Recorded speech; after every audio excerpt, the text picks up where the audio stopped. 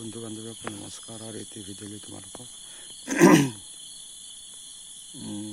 মানুহে কিছুমান বুজে, কিছুমানে নুবুজে, তাৰ বিষয়ে মানে কথা ক'ব ওলাইছোঁ।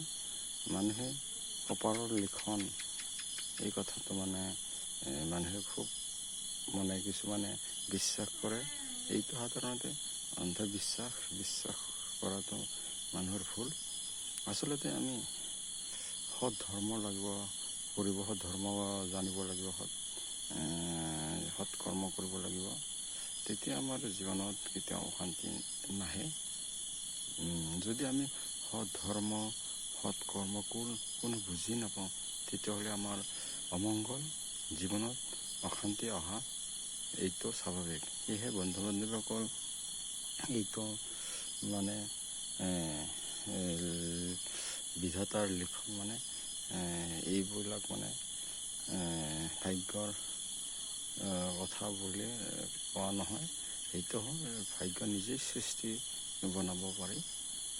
মানে ভাল কাম কৰিলে, ঠিক আমাৰ শৰীৰটোৰ কথা কওঁ, আমি যদি হিচাপমতে খাদ্যবোৰ খাওঁ, হিচাপমতে খাওঁ, বেছি নাখাওঁ, খাব লগা বস্তুবোৰ খাওঁ, ভাবি চিন্তি খাওঁ হিচাপমতে, তেতিয়াহ'লে আমাৰ শৰীৰত কোনো বেমাৰ নহ'ব। ঠিক তেনেকুৱা কথা।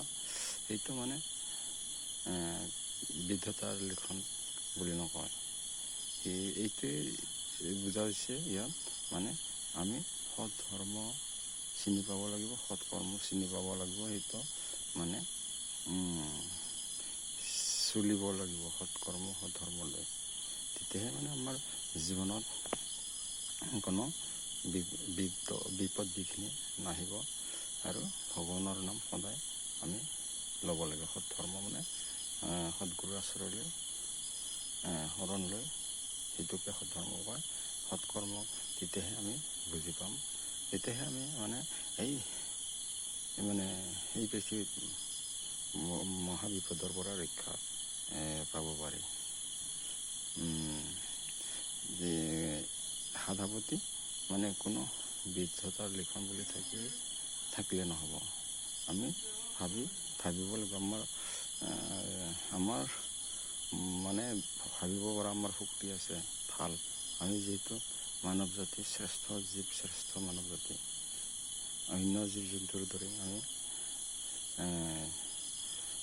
বেলেগ, মানে শ্ৰেষ্ঠ আমি জীৱ, মানৱ জাতিক ভগৱানে শ্ৰেষ্ঠ জীৱ আখ্যা দিছে। সেয়েহে আমি চিন্তা কৰিব পাৰোঁ, ভাল বেয়া বিবেচনা কৰিব পাৰোঁ। সেয়েহে বন্ধু বান্ধৱীসকল, ভাগ্যৰ দোষ দিলে নহয়। ভাল কাম কৰিব লাগে, ভাল ধৰ্ম ল'ব লাগে। ভগৱানে যুগে যুগে অৱতাৰ হয়, সেই বিষয়ে কৈ গৈছে। সেয়ে সৎ ধৰ্মলৈ এইবোৰ মানে ভাগ্যৰ কথা এইবোৰ বিশ্বাস কৰিব নালাগে, অন্ধবিশ্বাস। সেয়েহে বন্ধু বান্ধৱীসকল, আমি সৎ ধৰ্মলৈ এই সৎ কৰ্ম কৰি যাব লাগে। তেতিয়া আমাৰ কোনো বিঘিনি মানে বাধা বিঘিনি নাহে। আমি আগুৱাই যাব পাৰি, জীৱনত কোনো মানে অশান্তি নাহে। ধন্যবাদ, নমস্কাৰ।